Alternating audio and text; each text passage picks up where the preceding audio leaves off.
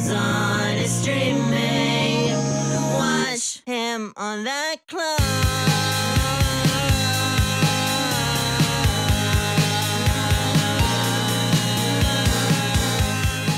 First and foremost, let's get this one thing out of the way. As you guys know, Cenat came out and was like, oh, someone from the Kamala campaign reached out and, the Secret Service is calling me, whatever. Obviously, there's a little bit of embellishment there. He is an artiste at the end of the day.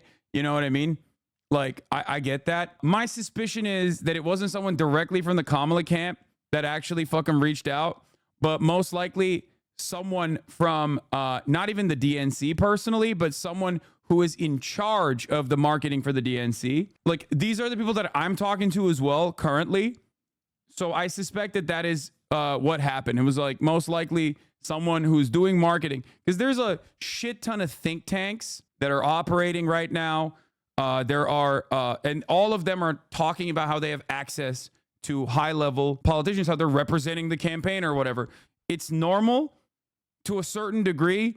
They do have that power. So I suspect that someone that is working for a marketing agency or someone that is working, I don't know the full details. I don't know, but I totally understand why Kai would assume that it was like directly someone on the Kamala camp that was reaching out. But the story started with streaming superstar Kai Cenat is pissed. He's getting calls from the Secret Service because Kamala Harris campaign wants to collaborate with him. But we're told this is far from the truth. Kai went live with an angry rant about politics and Secret Service nosing into his world. But no one from the Harris for President camp has been in touch with Kai or his stream. A source with knowledge tells the situation to TMZ. It's probably not Kamala Harris's election committee, like election campaign, like Kamala Harris's campaign that directly reached out. It's most likely a third-party marketing agency that handles influencer and talent relations for the DNC that reached out.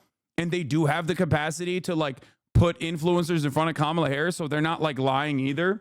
So no one is actually lying in this circumstance. I don't think Kai Cenat is lying in this circumstance at all. And as far as like getting calls from the Secret Service, it probably was a DNC marketing agency, like a agency that's working with the Democratic National Convention that I will be going to, that was working on potentially putting together like an event with Kai or like an opportunity with Kai.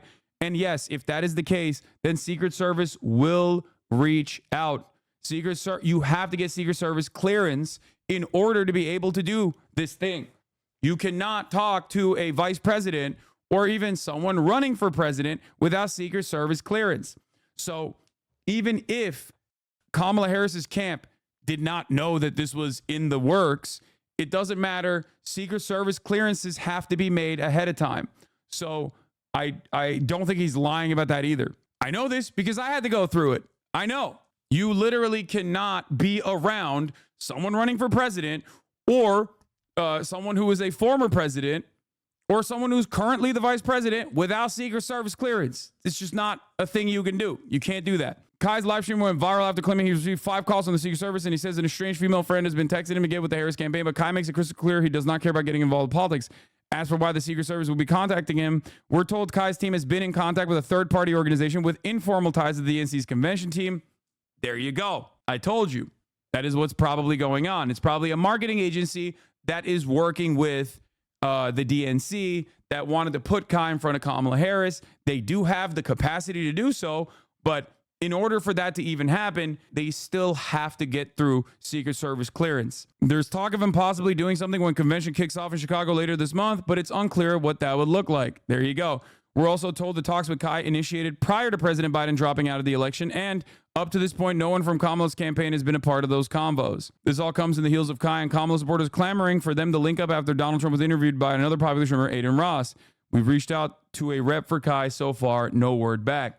Are you planning on lining up some interviews while you're at the DNC? Yes, I had a conversation with the DNC this morning. And that is what we were talking about. I'm trying to explain to them.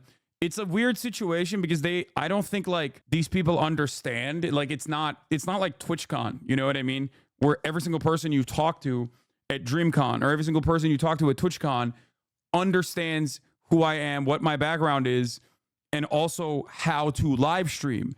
But when you're talking to a marketing agency that is like in charge of the DNC, They don't fucking know. They don't understand how any of this shit works. So there's like influencer credentials, which I have, and then there's press credentials, right? So I'm in between. I do both. So I'm trying to figure out a way in which like I can get both and also explain to them that I would like to live stream the entire process. And I don't think they understand that. So we'll see. I do have a table. Shouts out the Drop Site News. Shouts out the Ryan Grimm. He already said you can use our press table. So I will most likely be setting up shop there, and we'll figure it out once we set up shop inside of the DNC as well. You better say hi to us in the protest line. No, I'm going to walk past the pro-Palestinian protesters like, I don't know y'all. Peace. No, I'm kidding. You aren't a Democrat. Why are you going to just be antagonistic? I don't know if you know this, but I am a political commentator. Fox News will be at the DNC. Okay. And they are infinitely more antagonistic to the Democratic Party than I am. So it is in my purview and my job to go and cover events like this directly. A lot of people also fucking chirp at me for never leaving my streaming room to go do stuff. And the one time I'm going to leave my streaming room to go do stuff directly where it's happening, and motherfuckers are like, wait a minute, why are you going there? You're not antagonistic at all lately anyways. You live the fuck up. Yes, that's right. That's right. Exactly. Yeah, I wanted to go to the RNC as well. I just couldn't get the credentials in time. Also, they kind of gave me a fuck off a little bit. Why didn't you go to the RNC then? I wanted to. I tried. What do you mean? Y'all crazy. You get shot at the RNC? No, I wouldn't. And also, those are my favorite hogs. I would love to go directly into the pigsty. You know what I'm saying? Like, that's my shit. If you go to Chicago, try Malort. Okay, everybody calm down. I'm going to lick the bean. I'm going to try Malort. I'm going to have the fucking cake shake. Okay, yes. You will die if you lick the bean. It's a good way to go. Let's get back to the news. First and foremost, breaking news. Tim Walz is an enemy of the Italian-American community. He has a long history of being in favor of erasing our culture. He strongly has supported the removal of Christopher Columbus statues. We will call it for what it is, racism. The IACRL demands he drop out. It's like they are working actively to get me to go out of my way to fucking door knock over Tim Walz only. You know what I mean? Like, every single new thing I hear about this guy makes me love him more. I knew that he wanted to take down the Christopher Columbus statues, which is perfectly valid, but I did not know that he was also Italiophobic.